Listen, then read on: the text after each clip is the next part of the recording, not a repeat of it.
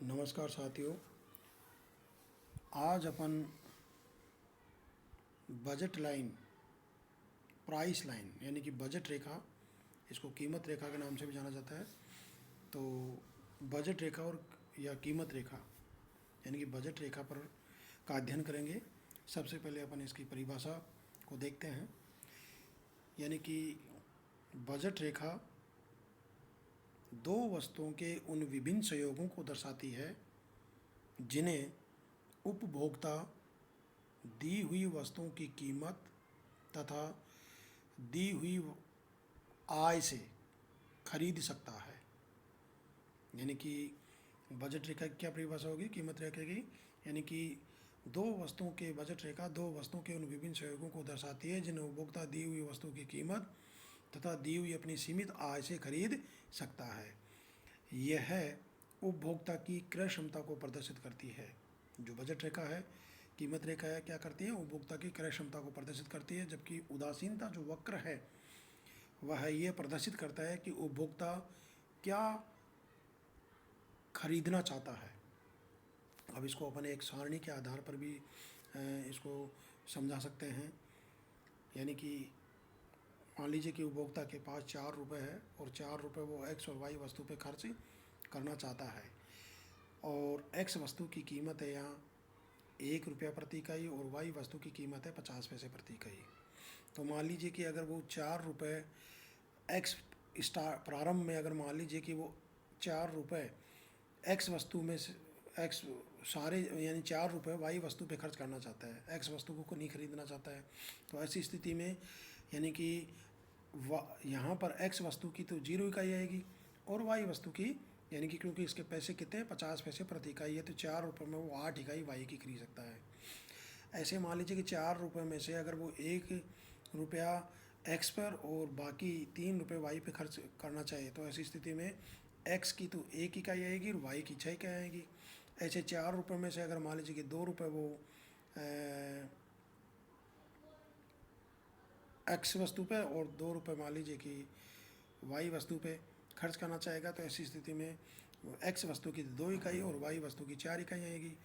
और अगर मान लीजिए कि 4 रुपये में से 3 रुपये वो मान लीजिए कि एक्स पे और 1 रुपया मान लीजिए कि वो अगर वाई पे खर्च करता है तो ऐसी स्थिति में एक्स वस्तु की 3 इकाई और वाई वस्तु की 2 इकाई। और लास्ट में अगर मान लीजिए कि वो चार जो रुपए है वो एक्स वस्तु पे खर्च करता है और वाई वस्तु पे नहीं खर्च करता है तो ऐसी स्थिति में एक्स वस्तु की 4 इकाई खरीदेगा और वाई की 0। अब इस सारणी को अपन यानी कि डायग्राम के आधार पर भी दर्शा सकते हैं। तो डायग्राम के आधार पर देखिए यानी कि डायग्राम में क्या करते हैं कि नीचे लंबवत अक्ष पर जो क्षैतिज अक्ष है, नीचे जो क्षैतिज अक्ष है उस पर एक्स वस्तु, लंबवत अक्ष पर वाई वस्तु को लेते हैं। और इसका जो डायग्राम है वो क्या है कि बजट रेखा का जो वक्र है वो ऋणात्मक ढाल का होता है। अब देखिए बजट रेखा का ढाल को ले लीजिए आप। बजट रेखा का ढाल क्या होता है? यानी कि बजट रेखा का ढाल एक्स व वाई वस्तु की कीमतों के अनुपात के बराबर होता है। एक्स और वाई वस्तु की कीमतों के अनुपात के बराबर होता है यानी कि P X upon P Y के बराबर होता है। यह वह दर प्रदर्शित करता है जिस पर उपभोक्ता दो वस्तुओं को का आपस में विनिमय कर सकता है। ठीक है, तो इसके ढाल को यानी कि बजट रेखा का जो ढाल होता है वो क्या होता है? बजट रेखा का ढाल equal to P X upon P Y. यानी कि पी एक्स क्या होगी? एक्स वस्तु की कीमत और पी वाई वाई वस्तु की कीमत, दोनों वस्तुओं की कीमत के अनुपात के बराबर बजट रेखा का ढाल होता है। अब आप आगे आइए यानी कि बजट रेखा का समीकरण भी देख लीजिए आप। इक्वेशन ऑफ बजट लाइन ये होता है I equal to X P X plus Y P Y, जहाँ आई क्या है? उपभोक्ता की आय है। एक्स क्या है? यानी कि पहली वस्तु एक्स की मात्रा और पी एक्स क्या है? एक्स वस्तु की कीमत। वाई क्या है? दूसरी वस्तु वाई क्या है? दूसरी वस्तु की मात्रा यानी कि वाई वस्तु की मात्रा है। और पी वाई क्या है? वाई वस्तु की कीमत है। तो ये बजट रेखा का समीकरण है। अब क्या करते हैं अपन कि बजट रेखा की विशेषता पर प्रकाश डालेंगे। बजट रेखा की क्या विशेषता है? यानी कि देखिए पहली इसकी यह विशेषता है कि यह एक सीधी और सरल रेखा होती है। ठीक है, और ये ऋणात्मक ढाल की होती है। और इसका जो ढाल है वो दोनों वस्तुओं कौन सी? एक्स और वाई की कीमतों के अनुपात के बराबर होता है यानी कि P X upon P Y के बराबर होता है। चौथी इसकी विशेषता है कि यदि दो बजट रेखाएं वस्तु की समान कीमतें परंतु आय के विभिन्न स्तरों को प्रदर्शित करती है, तब दोनों रेखाएं समानांतर होगी। यदि दो बजट रेखाएं वस्तु की समान कीमतें लेकिन आय के विभिन्न स्तरों को प्रदर्शित करती हैं, तो दोनों रेखाएं कैसी होंगी? समानांतर होंगी।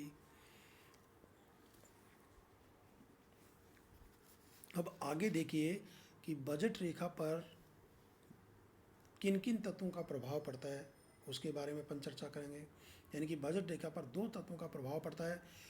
पहला तो है उपभोक्ता की आय का, दूसरा क्या है? दो वस्तुओं की कीमतें जिन्हें उपभोक्ता खरीदना चाहता है, तो इनका इसके ऊपर प्रभाव पड़ता है। सबसे पहले अपन लेते हैं उपभोक्ता की आय को। देखिए उपभोक्ता की आय क्या है कि आय में परिवर्तन होने पर जब दोनों वस्तुओं की कीमतें स्थिर रहती है, यहाँ क्या है, आय में परिवर्तन होगा तो दोनों वस्तुओं की कीमतें स्थिर रहती है।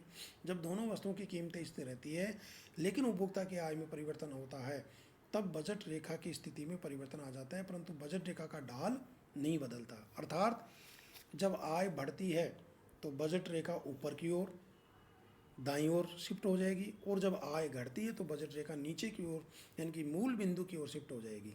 लेकिन इसका ढाल क्या रहेगा? समान रहेगा। बजट रेखा के ढाल में कोई परिवर्तन नहीं होगा। इसको अपन डायग्राम के माध्यम से भी एक्सप्लेन कर सकते हैं।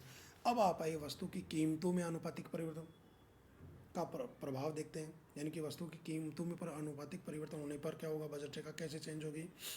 यदि दोनों वस्तुओं की कीमतों में एक ही अनुपात में परिवर्तन होता है, दोनों वस्तुओं की कीमतों में अगर एक ही अनुपात में परिवर्तन होता है, तब बजट रेखा ऊपर या नीचे समानांतर खिसक जाएगी, शिफ्ट हो जाती है, लेकिन ढाल नहीं बदलता। कीमतों के घटने पर ऊपर की ओर और कीमतों के बढ़ने पर नीचे की ओर या पीछे की ओर शिफ्ट हो जाती है, लेकिन बजट रेखा के ढाल में कोई परिवर्तन नहीं होता है। इसको अपन डायग्राम के आधार पर भी दर्शा सकते हैं। ऐसे ही आगे देखिए क्या प्रभाव होगा कीमत का। यानी कि केवल एक वस्तु की कीमत में परिवर्तन होने पर जब उपभोक्ता की आय तथा एक वस्तु की कीमत स्थिर रहती है, उपभोक्ता की आय स्थिर रहेगी और एक वस्तु की कीमत स्थिर रहती है, परंतु दूसरी वस्तु की कीमत में परिवर्तन आता है, तब बजट रेखा का ढाल बदल जाता है। यानी कि एक वस्तु की कीमत में अगर परिवर्तन होता है तब बजट रेखा का ढाल परिवर्तित होता है। लेकिन जब उपभोक्ता की आय में परिवर्तन हो या दोनों वस्तुओं की कीमतों में समान अनुपात में परिवर्तन हो, तो बजट रेखा के ढाल में कोई परिवर्तन नहीं होगा। ढाल में कब परिवर्तन होगा? जब केवल एक वस्तु की कीमत स्थिर है और दूसरी वस्तु की कीमत में परिवर्तन होता है, तब बजट रेखा का ढाल होता है। इसका यह प्रभाव होगा कि कीमत रेखा का एक सिरा अपने पहले स्थान पर ही बना रहेगा, परंतु जिस वस्तु की कीमत में परिवर्तन आता है उस वस्तु की ओर वाला सिरा यदि कीमत बढ़ती है तो पहले प्रारंभिक स्थान से पीछे मूल बिंदु की ओर और कीमत कम होने पर मूल बिंदु से दूर खिसक जाता है, जिसको डायग्राम के आधार पर भी अपन समझा सकते हैं। ये थी बजट रेखा, जिन पे अपन ने इसकी परिभाषा यानी कि इसकी विशेषता और किन किन तत्वों का इस पे प्रभाव पड़ता है जिसका अपन ने अध्ययन किया है, इसके समीकरण को भी दर्शाया है, बताया है। धन्यवाद।